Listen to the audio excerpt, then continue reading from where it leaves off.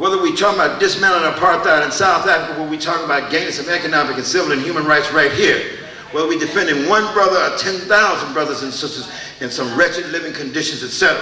Whether we're putting one brother on one economic ladder and brother on the lower economic ladder, it's all one continuing struggle, male, female. It's about us even involving better relationships, black male and black females, even in the harshness of this struggle.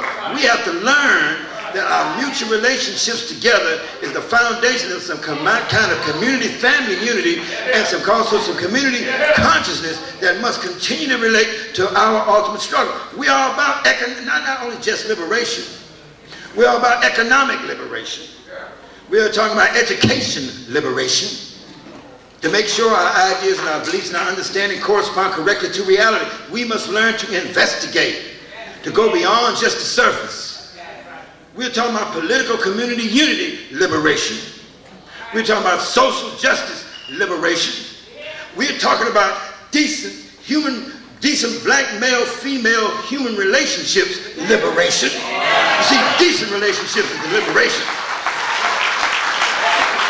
We don't let nobody say we are racist. We are the humanists. And I don't mean no humanists talking about, well, I'm a humanist. You know, you got some people falsify what humanism is about. All right. See, I'm a political revolutionary humanist. Wait a minute. I fight for that decent right. I fight for the right to be nice. That's what we talk about. In other words, we're the opposite. In this book, I documented years ago why we are not racist. See, I said it, I will never, ever stoop to the same level as a racist Ku Klux Klan or Aryan or Nazi to hate or despise another person just because of the color of their skin. I'm not going to do that.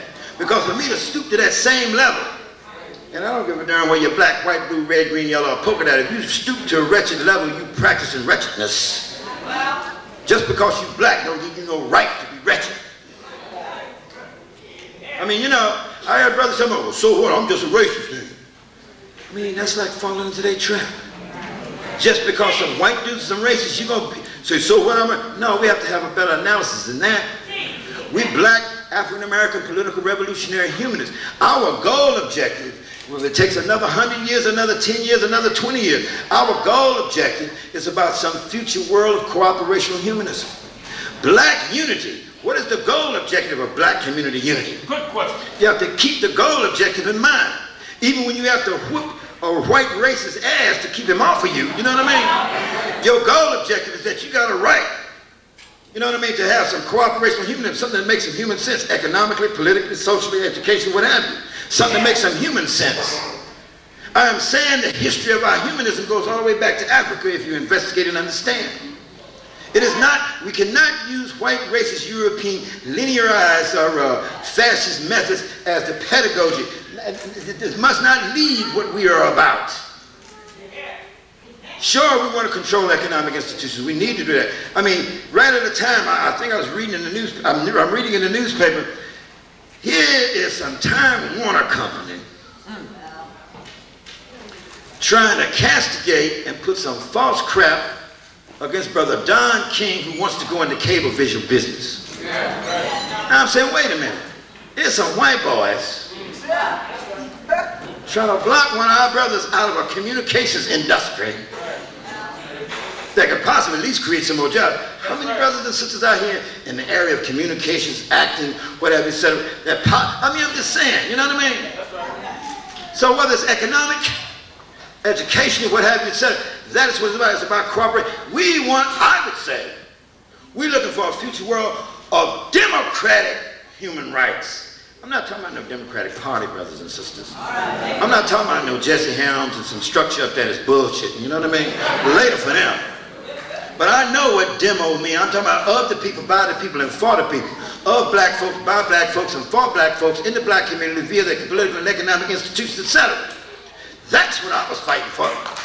That's what the Black Panther Party I tried to give character to. In other words,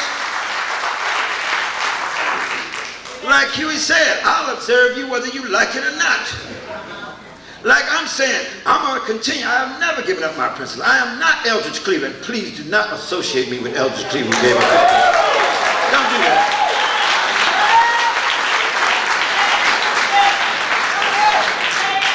See, people play games.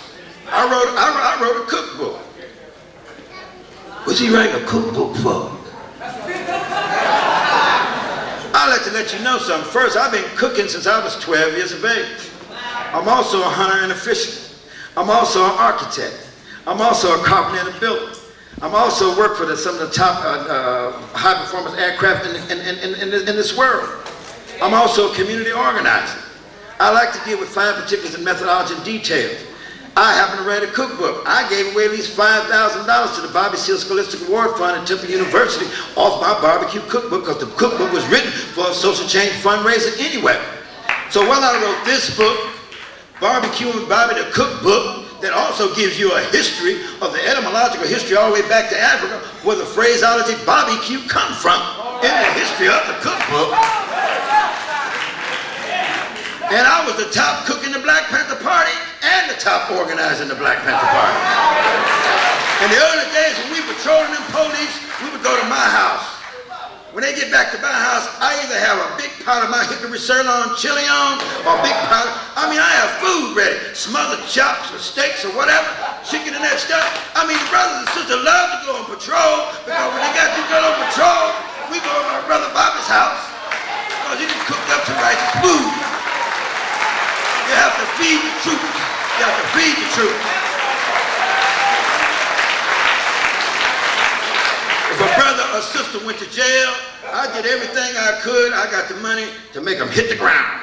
When the New York 21 was busted, I went down there and I talked about them white liberals like a dog. You gonna give me some money to bail them out of jail. I finally raised $100,000, put David Hilliard and some other parties on a plane with a briefcase, and they were armed. Remember the days we get on the plane, they wouldn't search you, right? Anybody try to take the brother's bail money, shoot him. Came to New York, got here with $100,000. We had the New York 21. I said, now you got $100,000, that would at least bail. They had $100,000 bail. That would at least bail out the first 10. When we got here, the DA and everybody had scared the bail bondsmen, including some of the niggas working with the bail bondsmen. Don't bail out to New York 21. That's right. Send them here with the money. Wasn't nothing but, because the working coalitions we had with the white radicals. People say, oh, y'all was integrated. What you talking about, man? When I said working coalition, I went over to Peace and Freedom Party's place one day. I said, man, y'all got 400 cases of mimeograph paper there. I need 100 cases of that. So white brother, oh, we can't give you that paper. I said, you gonna give me some of that paper. Didn't you say you have a working coalition with us? In fact, I want 150 cases of it. And I want a case of that ink there, and I want one of them ABD machines in the box. And I want it down to the black man, or we don't have no worker. Don't you white radicals even come into the black community, because I will kick your ass if you have a work coalition. See,